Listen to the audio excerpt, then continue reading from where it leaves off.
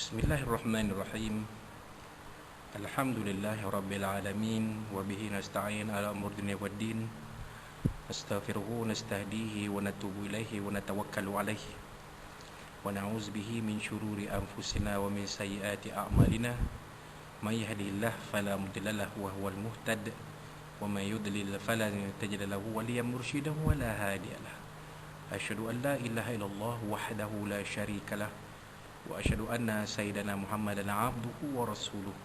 Allahumma salli wa sallim wa barik ala hadzal nabiyil karim sayyidina wa habibina wa syafi'ina wa zuhrina wa maulana Muhammadil Mustafa wa ala alihi wa sahbihi wa man da'a bi da'watihi wa tamassaka bi sunnatihi wa jahada fi sabilillah ila yaumiddin. Rabbi shrah li sadri wa yassir li amri wahlul 'uqdatam min lisani yafqahu qawli. Subhanaka la ilma lana illa ma 'allamtana innaka antal alimul hakim wala hawla wala quwwata illa billahil azim. Allahumma iftah alaina hikmataka wa anshur alaina min khazaini rahmatika ya arhamar rahimin. Allahumma arinal haqqa haqqan warzuqna ittiba'ah wa arinal batila batilan warzuqna ijtinabah. Qala Allah subhanahu wa ta'ala fi kitabil aziz, a'udzu billahi minasy syaithanir rajim.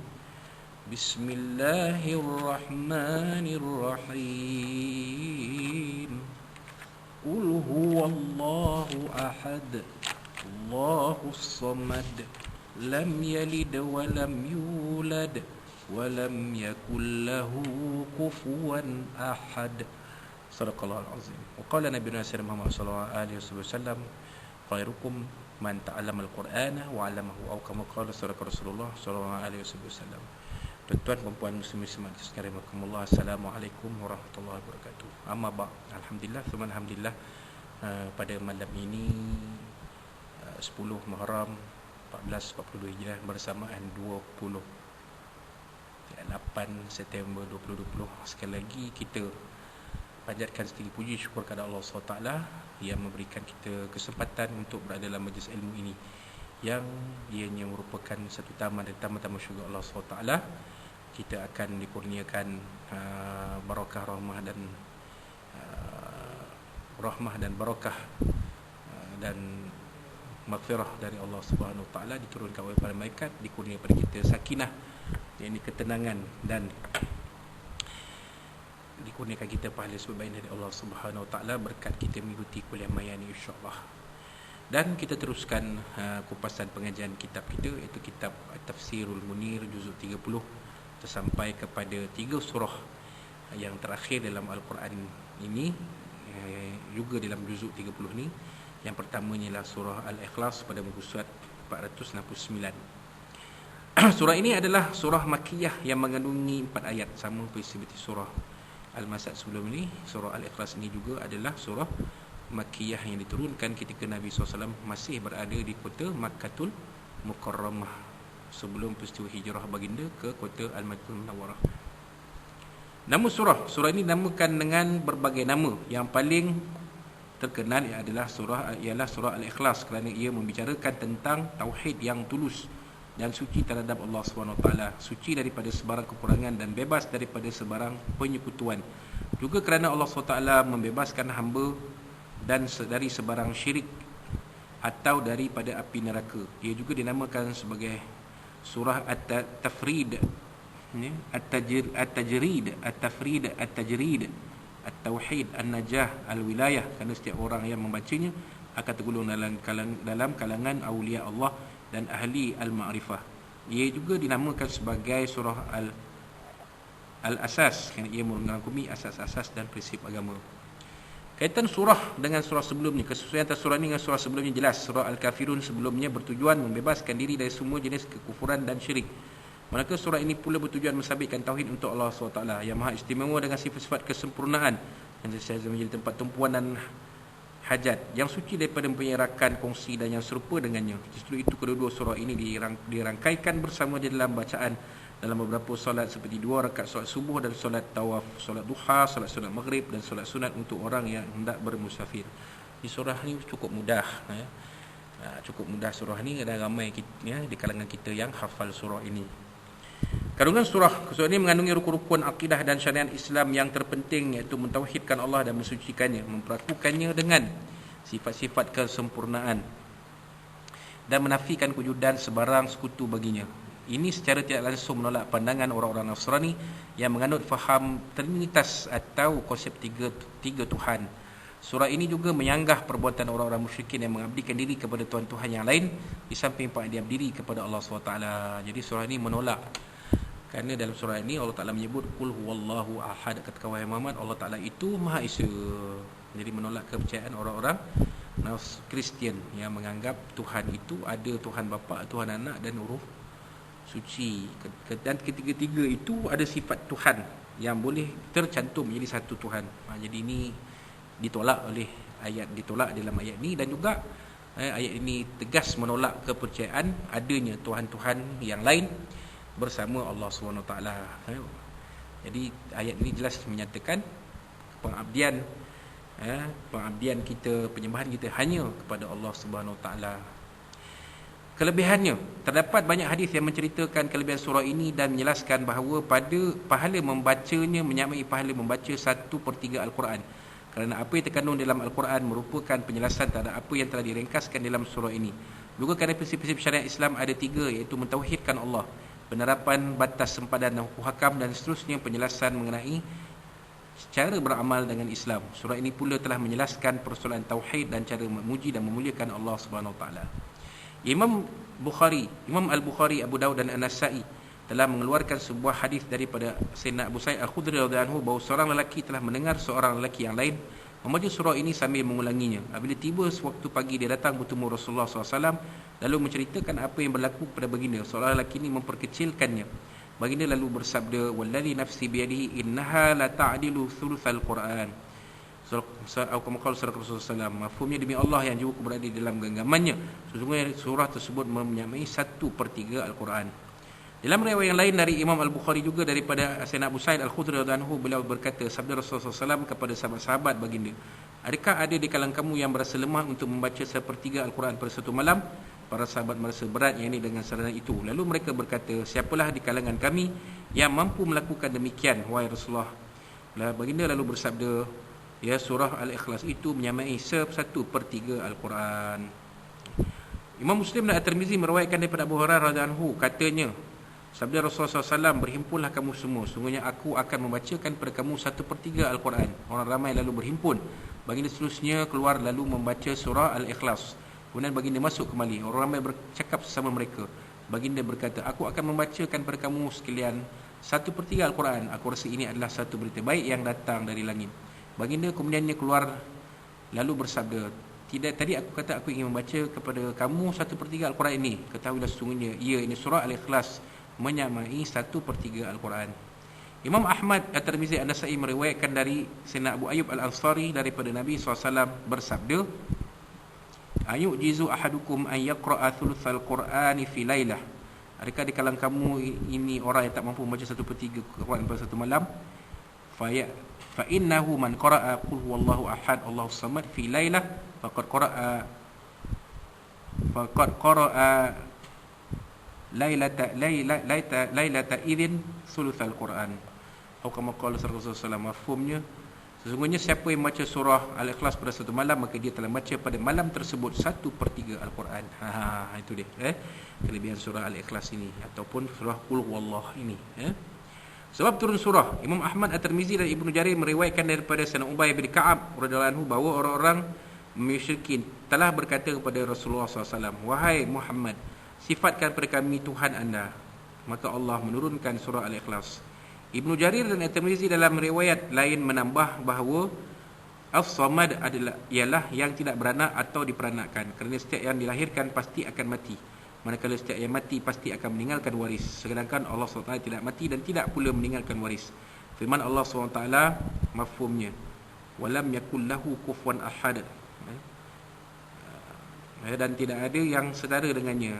Ayat surah Ikhlas ayat 4. Artinya tiada serupa atau yang menyamai Allah SWT, dan tiada yang dapat menjadi setara dengannya. Mana Allah SWT ni sebagai Tuhan tidak memiliki sifat makhluk, dan makhluk tidak memiliki sifat Allah SWT. Sebab itulah Allah SWT menegaskan tidak ada yang sama dengan Allah SWT. Kita tak boleh nak membayangkan Allah SWT itu apa-apa, kerana apa-apa yang terbayang kepada kita itu adalah makhluk. Sedangkan Allah Ta'ala bukan makhluk. Allah Ta'ala itu adalah Tuhan. Wallahu alam.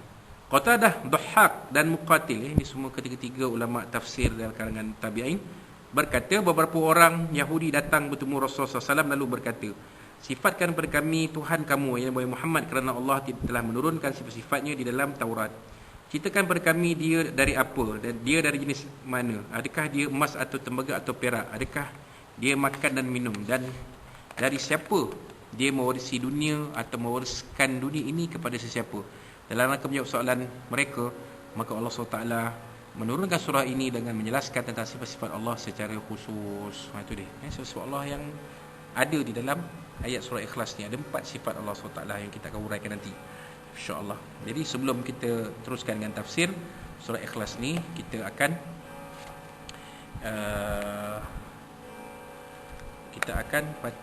uraikan hukum-hukum tajwid, hukum-hukum tajwid dan juga terjemahan harfiah surah Al-Ikhlas ini, insya-Allah. Bismillahirrahmanirrahim. Qul huwallahu ahad, Qul huwallah. Allah itu dibaca, lafzul jalalah itu dibaca tebal kerana huruf sebelumnya huruf waw itu bari atas. Qul huwallahu ahad. Jadi ahad itu kalau kita wakafkan jadi dia qalqalah kubra, ahad. Kemudian ayat yang kedua, Allahus samad. Allah juga dibaca tebal kerana ia bermula dengan hamzah wasal. Apabila awal ayat perkataan yang ada hamzah wasal ni, biasanya kita akan mulakan dengan baris atas, maka Allah itu dibaca tebal, Allah. As-samad alif lam as-samad alif lam tasydid atau alif lam sabdu, ialah alif lam syamsiyah. Samad, yang sama macam ahad tadi, kita baca apabila kita wakafkan, kita baca dengan qalqalah kubra, dinyatakan, dilantunkan kuat bunyi huruf dal itu. Adapun ahad tadi, sebelum ayat sebelum tadi, qul huwallahu ahad, kalau kita sambung kita baca qul huwallahu ahadunillahus samad. Barulah bertukar Allah itu, lafaz jalal itu bertukar menjadi tarqiq ataupun nipis, kerana nun baris bawah itu ahadunillahis samad. Tanwin itu salah satunya akan menjadi huruf nun berbaris di bawah bertemu dengan kalimah Allah, jadilah dia bacaannya ahadunillahus samad. Kemudian ayat yang ketiga, lam yalid wa lam yulad. Lam yalid mim mati bertemu dengan ya, izhar syafawi, menyatakan bunyi mim mati bertemu dengan huruf ya. Yalid walam, yalid, jadi dal itu, dal mati itu berada di hujung kalimah, maka kita nyatakan dengan kuat lantunan bunyi itu, qalqalah kubra, lam yalid walam yulad. Walam yulad, mim mati jumpa dengan ya juga, sama seperti yang tadi. Yalid itu yulad, izhar syafawi. Yulad, ya waw depan yu, mad asli, lad, boleh kita matikan, dan dia memang mati pun, yulad, maka kita jadikan qalqalah, kalau kita wakaf jadikan qalqalah kubra, kalau kita teruskan jadi qalqalah sughra. Ayat yang keempat, walam yakul lahu kufuwan ahad. Walam mim mati jumpa dengan ya, izhar syafawi, menyatakan mim mati bertemu dengan huruf ya. Walam yakul lahu, nun mati jumpa dengan lam, hukumnya idgham bila gunnah, idgham bila gunnah, mim mati memasukkan mim nun mati ke dalam huruf lam tanpa dengung, itu idgham kamil. Lahu kufuwan ahad, hu itu ganti dengan ha itu bertemu dengan huruf kaf, maka ada panjangnya, maksilah qasirah pada kadar 2 harakat. Kufuwan ahad, kufuwan waw alif di atas wan bertemu dengan hamzah pada ahad, hukumnya izhar halqi, tanwin menzahirkan, menyatakan tanwin yang bertemu dengan huruf hamzah ahad. Jadi kalau kita wakafkan ahad itu dia jadi qalqalah kubra. Wallahu alam. Maka kita lihat pada terjemahan harfiah. Bismillahirrahmanirrahim. Qul, katakanlah wahai Muhammad, huwa, dia ni Allah, adalah Allah Ahad yang Maha Esa. Ayat kedua, Allah As-Samad, tempat bergantung. Ayat ketiga, lam tidak yalid, dia beranak, wa dan lam tidak yulad, dia diperanakkan. Jadi yalid itu fi'il mudhari' lil mabni lil ma'lum. Ada fi'il, ada fa'il. Dan ada maf'ul di ujung. Sebenarnya maf'ul mahzuf takdiruhu huwa. Kemudian walam yulad, yulad itu fi'il mabni lil majhul. Ada fi'il, tiada fa'il, maf'ul jadi naib fa'il. Begitulah kaedah bahasa Arabnya. Jadi maknanya Yalid itu dia beranak. Allah Ta'ala tidak beranak dan tidak Allah Ta'ala diperanakkan. Dia bukan tuan bapa, dia bukan tuan anak. Dia adalah Tuhan yang Maha Esa. Yang keempat, walam dan tidak yakun adalah lahu baginya kufuan tandingan ahadun sesiapa pun. Jadi Allah Ta'ala tidak setara dengan sesiapa makhluk-makhluk yang ada. Setiap apa yang ada di alam ni tak akan setama dengan Allah Subhanahu Wa Ta'ala. Ni Allah SWT sudah tegaskan akidah Ahlussunnah wal Jamaah Asy'ariyah Maturidiyah. Kita berpegang bahawa Allah Ta'ala itu Allah mawjud, bila maka Allah Ta'ala itu wujud, tidak bertempat, tidak ada sifat-sifat makhluk satu pun. Tak boleh kita kata Allah Ta'ala itu ada kaki, ada tangan, ada mata, ada telinga, ada mulut, ada bibir, ada perut, ada anggota-anggota. Tak boleh sebab itu adalah sifat makhluk. Wal'iyazubillah. Baik, itu dia sedikit hukum tajwid dan terjemahan harfiyah. Maka kita pergi kepada tafsir. Kita pergi kepada tafsir, tuan-tuan. Di bawah tajuk surah Tauhid dan memurnikan keimanan kepada Allah SWT. Firman Allah SWT, Auzubillahi Bismillahirrahmanirrahim. Qul huwallahu ahad. Katakanlah wahai Muhammad, dialah Allah yang Maha Esa, Allahus Samad. Yang kedua, Allah tempat berharap, lam yalid walam yulad, ketiga tidak beranak dan tidak diperanakkan, walam yakul lahu kufuwan ahad, dan tidak ada yang setara dengannya. Surah Azim. Tafsir dan ulasan firman Allah SWT, Bismillahirrahmanirrahim. Qul huwallahu ahad. Mafhumnya, katakanlah ya Muhammad, dialah Allah yang Maha Esa. Ayat 1 surah Ikhlas. Artinya, katakanlah wahai Rasulullah kepada mereka yang bertanya kepada kamu tentang sifat-sifat Tuhanmu, dialah Allah yang satu. Artinya esa pada zatnya dan sifatnya, tiada sekutu baginya, tiada bandingan dan gandingan untuknya. Ini adalah satu. Ini adalah sifat wahdaniyah dan penafian wujudnya sekutu-sekutu. Dialah Allah yang kamu kenali dan akui sebagai pencipta langit dan bumi serta pencipta kamu. Dia satu dan tunggal dengan sifat ketuhanan. Dia tidak mempunyai sekutu. Ayat ini sebenarnya merupakan penafian tentang banyak Tuhan atau zat Tuhan. Firman Allah SWT, Allahus Samad, mafhumnya Allah tempat berharap. Ayat surah Ikhlas ayat 2. Allah SWT tempat bergantung dan memohon hajat keperluan. Dia tempat tumpuan harapan. Justru Allah saja yang maha berkuasa untuk memenuhinya.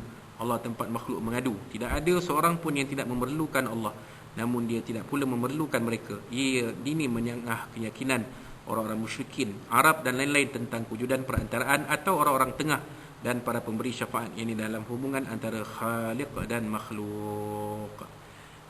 Menyanggah kepercayaan orang Arab. Orang Arab ni dia meletakkan barang-barang itu sebagai perantaraan antara mereka dengan Allah Subhanahu Wa Taala. Sedangkan kita orang Islam tidak ada begitu. Walaupun kita dalam Ahlussunnah wal Jamaah Asy'ariyah Maturidiyah kita menerima konsep tawassul. Tawassul ni maknanya jalan. Bukannya perantaraan maksudnya jalan, maksudnya untuk kita doa kita itu cepat sampai pada Allah SWT, maka kita gunakan atas berkat nama Nabi Muhammad SAW, nama para sahabat, nama para Nabi Rasul, para sahabat, orang-orang soleh, maka harapan kita, doa kita itu akan lebih secepat sampai dan dimakbulkan Allah SWT. Tetapi kita tidak menjadikan semua ini perantaraan antara kita dengan Allah SWT. Kita tetap memohon kepada Allah Subhanahu Wa Taala. Baik, Abdullah bin Abbas radhiyallahu berkata ketika mentafsirkan makna As-Samad, artinya yang menjadi tempat menggantungkan harapan makhluk untuk memenuhi keperluan dan menyelesaikan permasalahan mereka. Dia penguasa yang amat sempurna penguasaannya. Dialah Allah yang maha mulia yang amat sempurna kemuliaannya. Dia juga yang maha hebat, yang sangat sempurna kehebatannya. Dia maha penyantun yang sangat sempurna kesantunannya. Dia maha mengetahui dengan pengetahuannya serta sempurna. Allah maha bijaksana, amat sempurna kebijaksanaannya. Dialah yang maha sempurna dalam segala jenis kemuliaan, kejiduan dan kekuasaan. Inilah sifat-sifat Allah. Segala kemuliaan dan kesungguhan adalah miliknya. Tiada yang dapat menandingi Allah SWT, dan tiada pula yang menyamainya. Maha suci Allah yang Maha Esa dan Maha Perkasa. Itu dia. Ya, Allah SWT ini bersifat dengan segala sifat kesempurnaan. Itulah kesimpulannya. Firman Allah SWT mafhumnya, firman Allah SWT, lam yalid wa lam yulad, mafhumnya tiada beranak dan tidak diperanakkan. Surah Ikhlas ayat 3. Artinya tidak akan lahir darinya anak. Tiada satu pun yang lahir dari Allah, kerana dia tidak sejenis dengan sesuatu yang lain. Kerana dia maha sedia ada dan bukan sesuatu yang baru. Tidak ada permulaan bagi kewujudan Allah. Allah tidak berjisim. Ini menafikan kewujudan persamaan. Dia disifatkan sebagai sedia ada dan yang awal, serta menafikan sifat baru. Itu dia tuan-tuan. Itu jelas. Jelas sifat Allah SWT itu. Ayat pertama menafikan kewujudan anak bagi Allah dan menyanggah orang-orang musyrikin yang menyangka kononnya para malaikat merupakan anak-anak perempuan Allah. Ayat tersebut juga menyanggah pandangan orang-orang Yahudi yang menyangka Uzair sebagai anak Allah. Ia juga menyanggah pandangan orang Nasrani yang menyangka Nabi Isa adalah anak Tuhan. Ayat yang kedua pula menafikan kewujudan bapa yang dibagi Allah dan menafikan bahawa kewujudan Tuhan didahului oleh keadaan tiada. Jadi Allah Ta'ala itu ada, lawannya tiada. Wajib ada, mustahil tiada. Kena faham betul tu. Allah Ta'ala itu sifat dia memang sedia ada. Selain daripada Allah, sifatnya sedia tiada. Wajib Allah Ta'ala itu ada sifat ada, dan mustahil Allah Ta'ala itu tiada sifat ada. Itu dia. Mustahil tiada. Mustahil Allah Ta'ala itu sifatnya tiada, mustahil. Baik. Firman Allah SWT, walam yakul lahu kufuwan ahad, dan tidak ada yang setara dengannya. Ayat surah Ikhlas ayat 4. Tiada siapa yang menyamai Allah, menyerupainya dan berkongsi dengannya. Ini menafikan wujudan teman dan membatalkan i'tiqad orang masyarakat musyrikin Arab bahawa Allah mempunyai gandingan dalam setiap perlakuannya, di mana mereka menjadikan para malaikat sebagai sekutu-sekutu bagi Allah dan patung berhala sebagai gandingan Allah. Jadi itu kepercayaan batil, salah orang Arab musyrikin ini dinafikan oleh Allah Subhanahu Wa Taala dalam ayat yang keempat ini. Surah ini mempunyai makna yang hampir sama dalam beberapa ayat yang lain. Contohnya firman Allah Subhanahu Wa Taala dalam surah Al-An'am ayat 101. Allah SWT menjelaskan surah Al-An'am ayat 101. Ayat 101 surah Al-An'am ayat 101. Ini dia tuan-tuan. A'udzubillahi minasyaitonirrajim.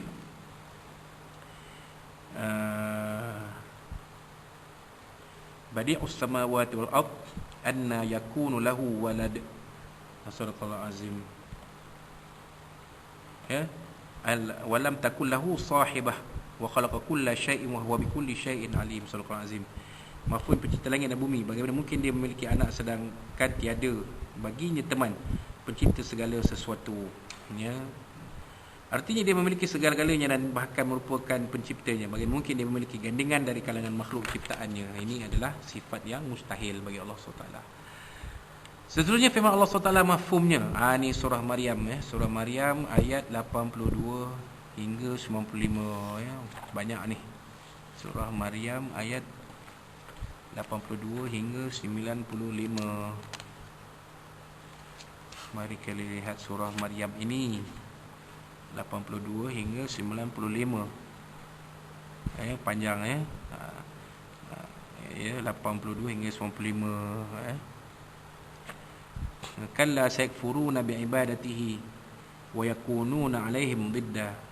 Sampailah akhir ayat yang 95. Mafhum tidaklah wajar bagi Ar-Rahman Allah Ta'ala untuk mempunyai anak, padahal setiap satu yang di langit dan bumi semuanya datang kepada Allah sebagai hamba. Dia telah mengira, menghitungnya dan maha tahu kalangan mereka setiap makhluk berkenaan akan tapi menemui bersendirian. Sampai ayat 95 panjang ayat ni. Itu dia tuan-tuan. Begitu firman Allah SWT, kita bacalah, panjang sikit pun tak apa. Bismillahirrahmanirrahim. Kalla sayakfuruna bi'ibadatihi ويكونون عليهم ضدا ألم تر أن أرسلنا الشياطين على الكافرين تؤزهم أزا فلا تعجل عليهم إنما نعد لهم عدا يوم نحشر المتقين إلى الرحمن وفدا ونسوق المجرمين إلى جهنم وردا لا يملكون الشفاعة إلا من اتخذ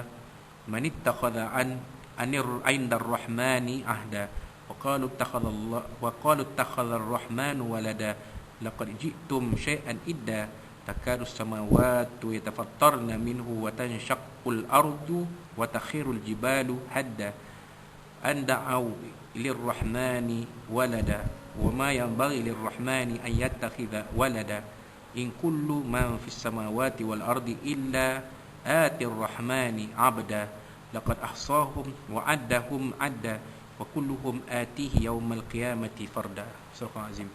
Juga firman Allah SWT yang maksudnya ni ayat surah Al-Anbiya ayat 26 hingga 27. Sama kita baca 26 hingga 27. Ya. A'udzu syaitanir rajim wa qalu ittakhadhar rahmanu walada subhanahu bal ibadun mukramun la yasbiqunahu bil qawli wa hum bi amrihi ya'malun. Surah Azim. Mafhumnya, dan kata mereka Tuhan yang Maha Penyayang punya anak, Maha Suci Tuhan, bahkan mereka ini Nabi dan Rasul adalah hamba-hambanya yang dimuliakan. Mereka tidak mendahuluinya dengan kata-kata dan taat menurut perintahnya. Surah Anbiya ayat 26-27. Tersebut dalam Sahih Bukhari.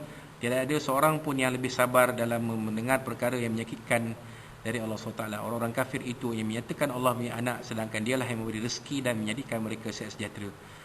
Imam Al-Bukhari dan Abdul Razak juga meriwayatkan daripada Sayyidina Abu Hurairah radhiyallahu anhu daripada Nabi SAW bersabda, firman Allah SWT, ini hadis qudsi hamba-Ku telah membohongiku dan dia tidak sepatutnya berkelakuan begitu. Hamba-Ku telah mencela-Ku sedangkan dia tidak sepatutnya begitu.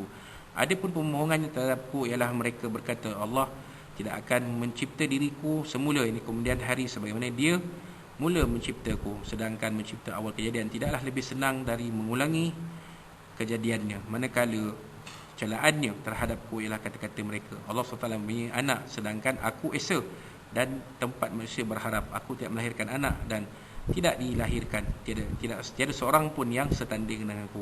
Itu dia tafsir dan ulasan surah Al-Ikhlas ni. Dan kita pergi kepada akhir sekali pedoman hidup dan hukum hakam.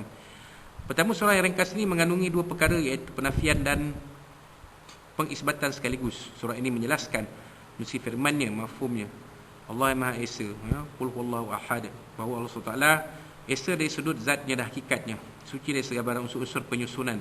Ia juga menafikan dari Allah SWT semua jenis sifat berbilang.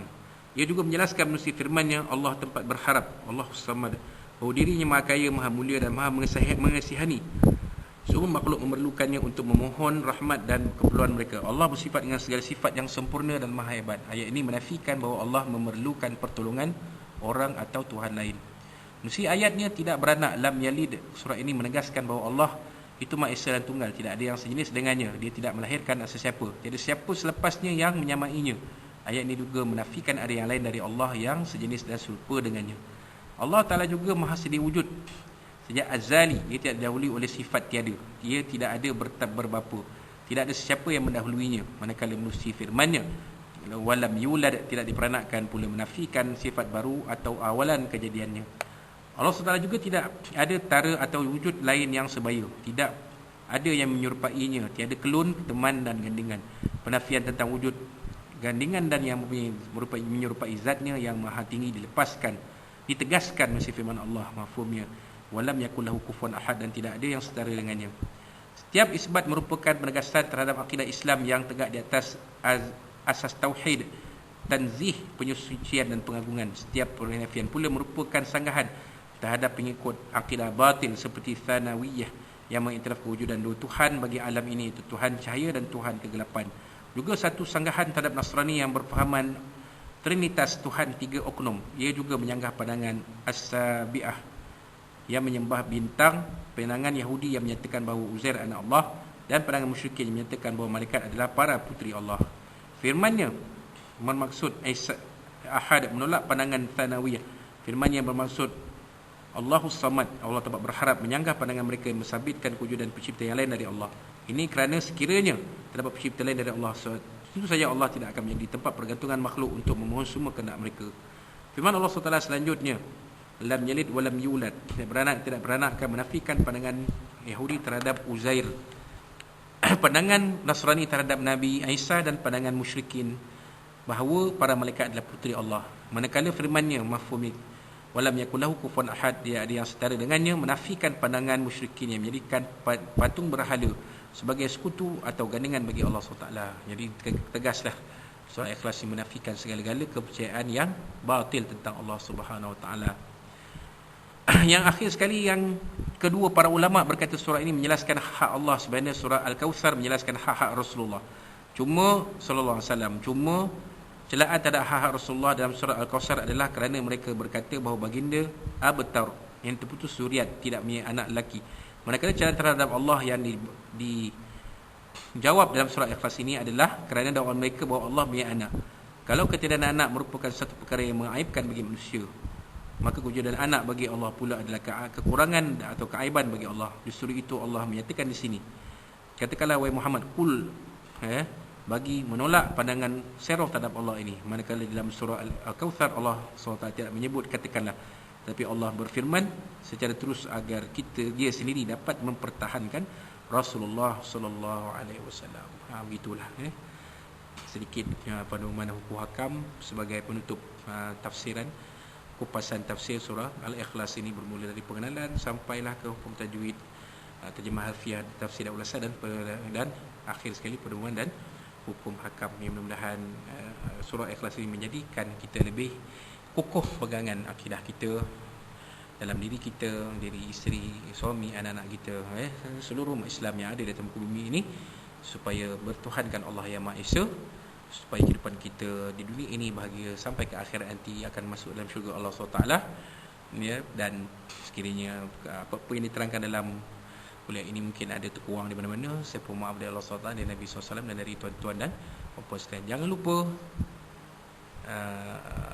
jaga diri kita, jaga kita, jagalah, ikutilah SOP, jagalah kesihatan dan kesejahteraan kita, mudah-mudahan kita selamatkan Allah SWT dari wabak COVID-19 ini.